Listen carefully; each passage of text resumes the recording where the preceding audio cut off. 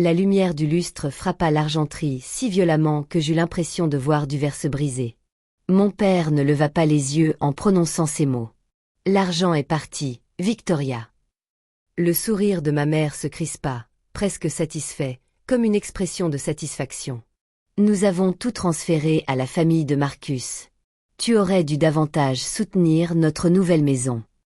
Les conversations autour de la table s'éteignirent, remplacées par un bourdonnement que je sentis entre mes dents. Les assiettes s'immobilisèrent, les chaises restèrent immobiles. Personne ne me regarda. Je posai délicatement mon verre d'eau, le bruit étant plus fort que leur annonce. Puis je pris une inspiration calme et dis simplement « C'est intéressant ». Car ils n'avaient aucune idée de ce qu'ils venaient de déclencher. J'ai grandi dans une maison où le silence était plus éloquent que n'importe quelle parole. Mes parents n'ont jamais dit que Marcus était le préféré. Ils n'en avaient pas besoin. Cela se voyait à la main de ma mère, posée légèrement sur son épaule à chaque réunion, le guidant, tandis que la mienne pendait, vide, le long de mon corps. Cela se voyait aux anniversaires, le sien avec des plateaux traiteurs et un magicien engagé, le mien avec un gâteau du commerce et une bougie de travers. Personne ne s'en apercevait. J'ai appris très tôt à me rendre utile. Quand un avis de paiement est arrivé par erreur, c'est moi qui l'ai rangé dans le tiroir sans demander à qui il appartenait. Quand Marcus a oublié de rendre un devoir, je suis restée éveillée à le corriger pendant qu'il dormait. Il a eu la meilleure note. J'ai eu droit à un signe de tête polie au dîner. C'était ça, l'équilibre à leurs yeux. Il y avait un endroit où la balance penchait différemment, la chambre de ma grand-mère Margaret. Elle sentait toujours la lavande et le vieux papier, celui qui bruissait quand on le pliait. Sa lampe de chevet projetait une douce lumière dorée sur tout, ses lunettes, ses cahiers, la petite boîte en bois qu'elle gardait sur la table. Quand elle me faisait signe d'entrer, j'avais l'impression de sortir de la maison de Ayaos et d'entrer dans un monde qui me voyait vraiment. Un soir, vers la fin, elle m'a demandé de m'asseoir. Sa voix était fluette, mais tranchante. « Victoria, écoute-moi bien. » Elle ouvrit la boîte en bois avec précaution, comme si les charnières elles-mêmes recelaient un secret. À l'intérieur se trouvait une clé en argent, lourde et froide, ornée d'un motif que je n'avais jamais vu. Elle la déposa dans ma paume et referma mes doigts dessus, sa main tremblant légèrement. « Ils essaieront de tout prendre un jour, dit-elle. Mais je m'y suis préparée. Cette clé fait partie du plan. Tu le sauras le moment venu. » Je ne comprenais pas. Alors je lui dis qu'elle s'inquiétait trop, que la famille n'était pas comme ça. Elle me regarda d'un air. J'étais trop jeune pour y déceler ce mélange d'amour, de tristesse et de certitude, celui qu'on ne perçoit que chez quelqu'un qui a assez vécu pour ne plus faire semblant. Après sa mort, la maison changea. Mon père se remaria. Les pièces devinrent plus froides, plus lumineuses, aménagées davantage pour l'apparence que pour le confort. Marcus trouva une nouvelle oreille attentive en la personne de Claudia, qui ne cessait de répéter combien il était prometteur. Je me glissai dans l'ombre, la fille fiable, celle qui se débrouillerait seule, attentionnée, discrète, prévisible. Ils ont créé un nouveau portrait de famille. Je n'y figurais pas, mais je suis restée polie. Je suis restée utile.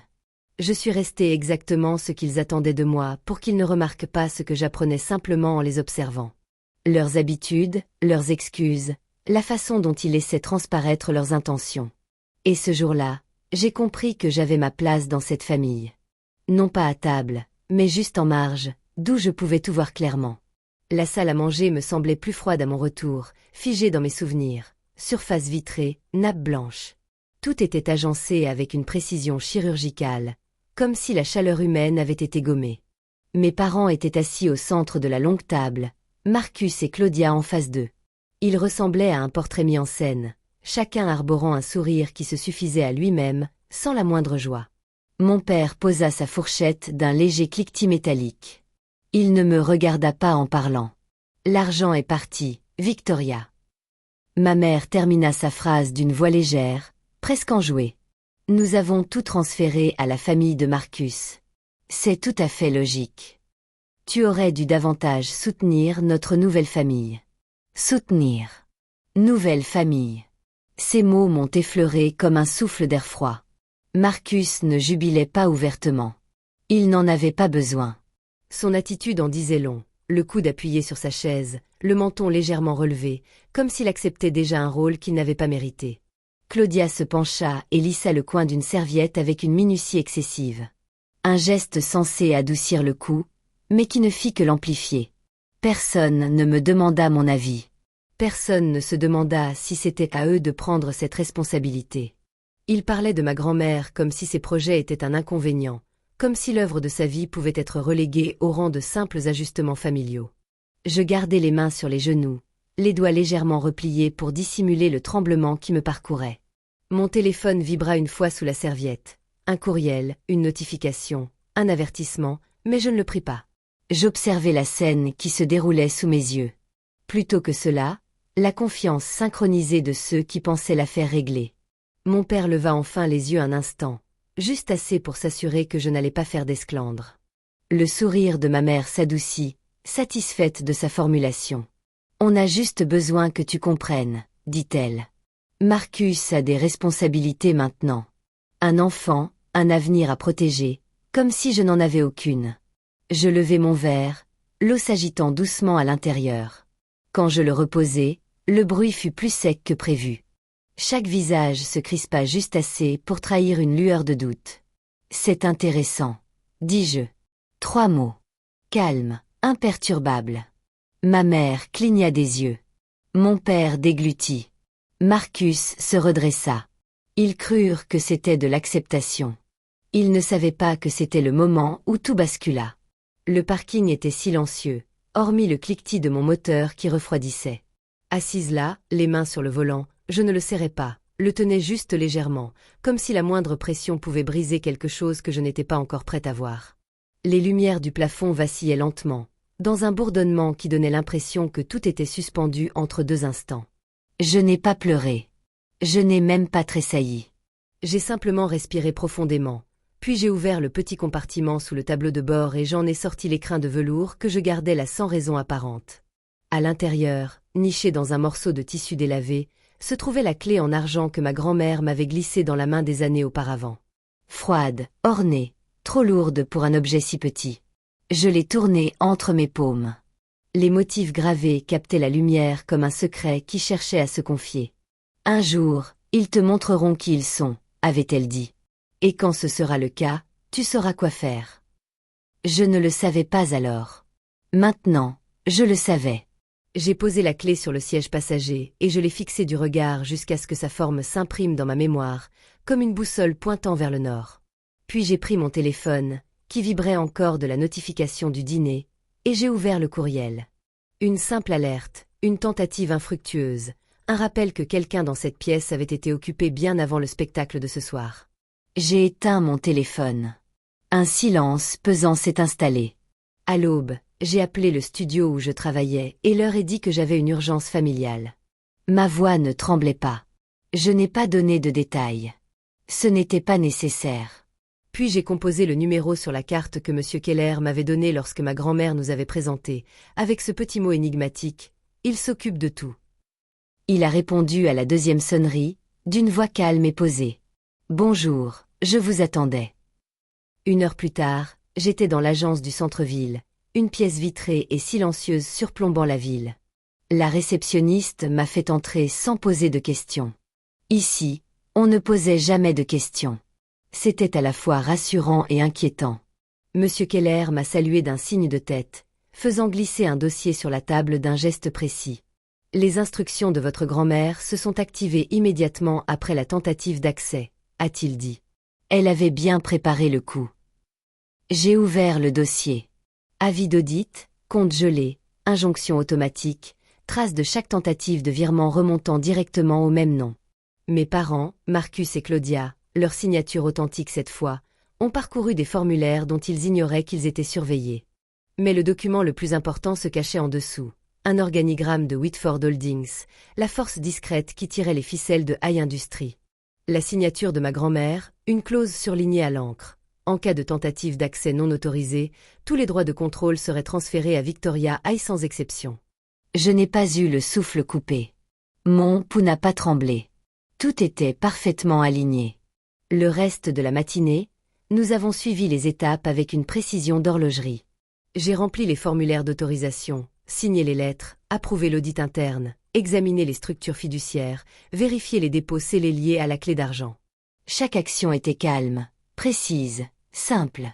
Le contrôle était discret, mais procédural. L'après-midi, les premières fissures sont apparues. Le déjeuner caritatif de Claudia, un événement dont elle parlait depuis des mois, a tourné au fiasco au beau milieu du restaurant. Toutes ses cartes bancaires ont été refusées.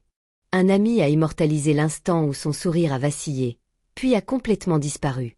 La vidéo circula en quelques minutes dans un cercle privé de personnalités mondaines.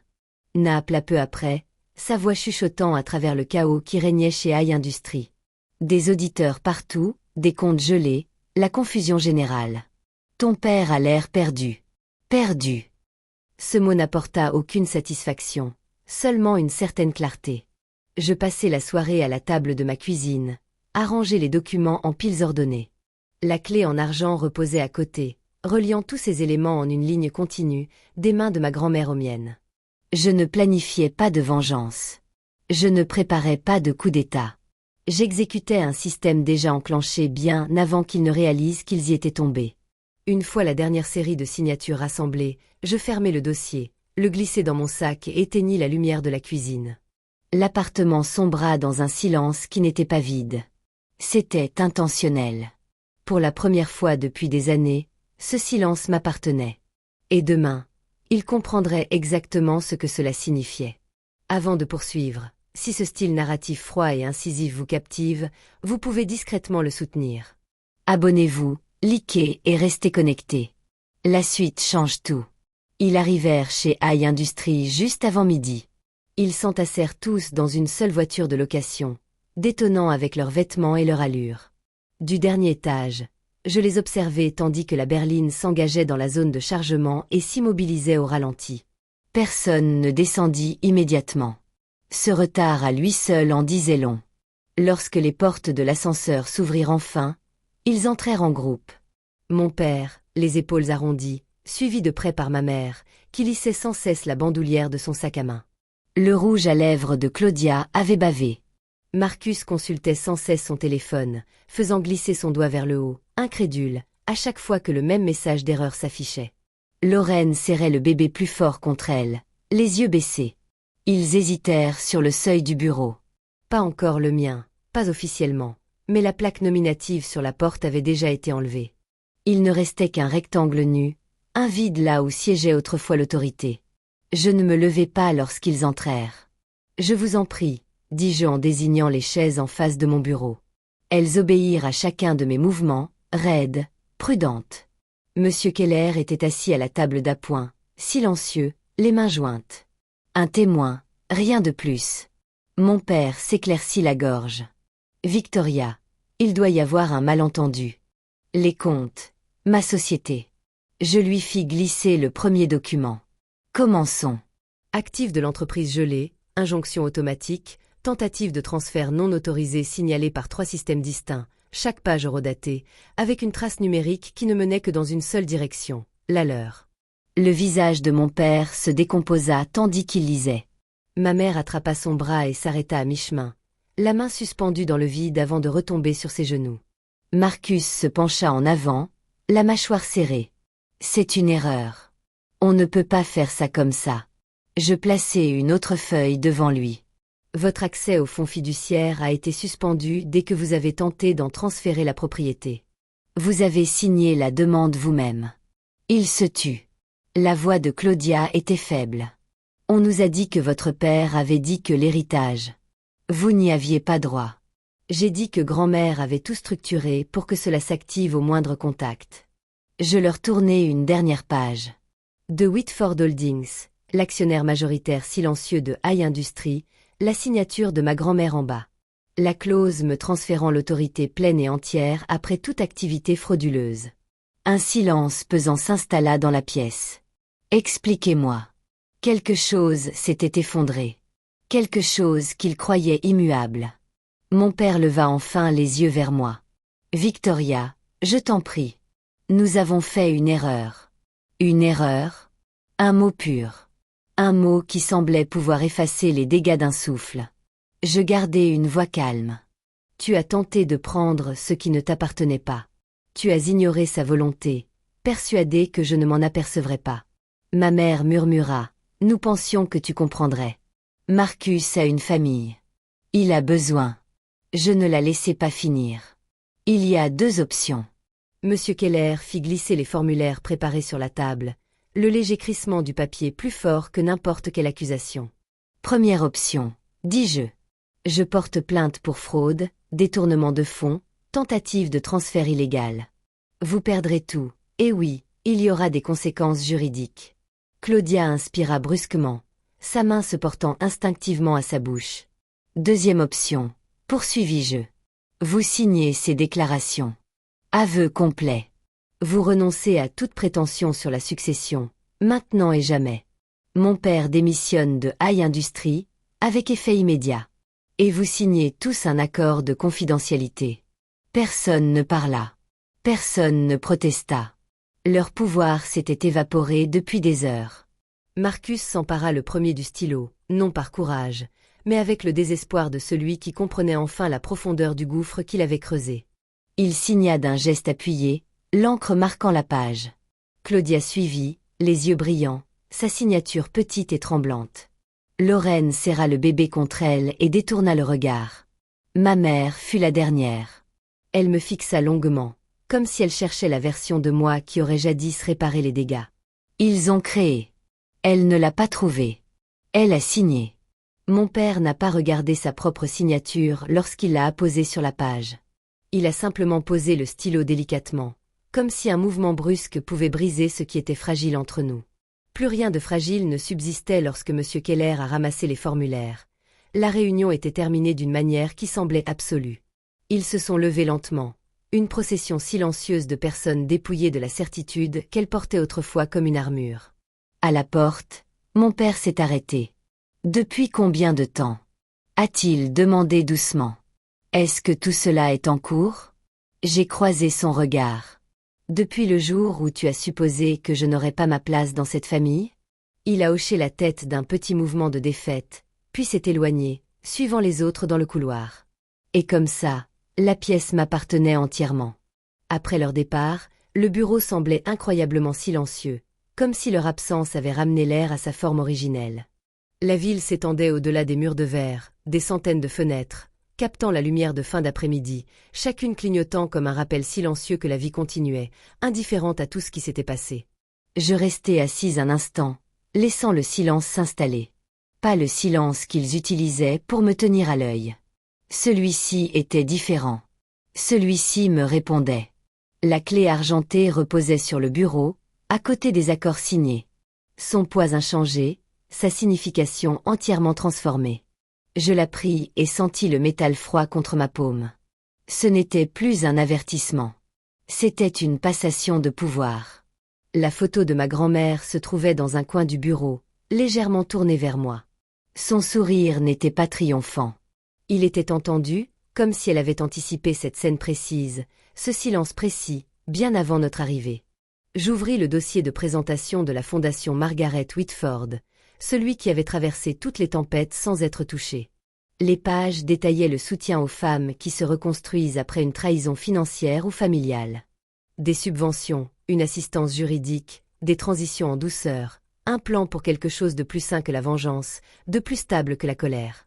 Je lus chaque section lentement, comme on lit des noms gravés dans la pierre, avec intention, avec reconnaissance. Une fois terminé, je refermai le dossier, caressant la couverture du bout des doigts. Une fois dehors, les lumières de la ville commencèrent à scintiller.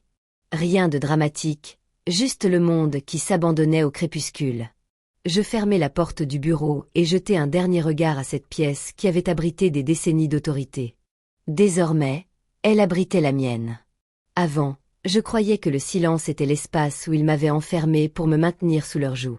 Maintenant, je sais que c'est l'endroit que j'ai choisi pour m'épanouir. La fortune qu'ils ont tenté de me voler n'a jamais été la plus importante.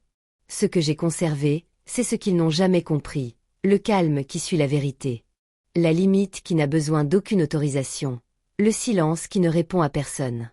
En quittant ce bâtiment, je n'ai emporté ni l'entreprise ni l'héritage. Je me suis retrouvée. Si vous souhaitez entendre d'autres histoires racontées de cette voix froide et posée, abonnez-vous et continuez d'écouter.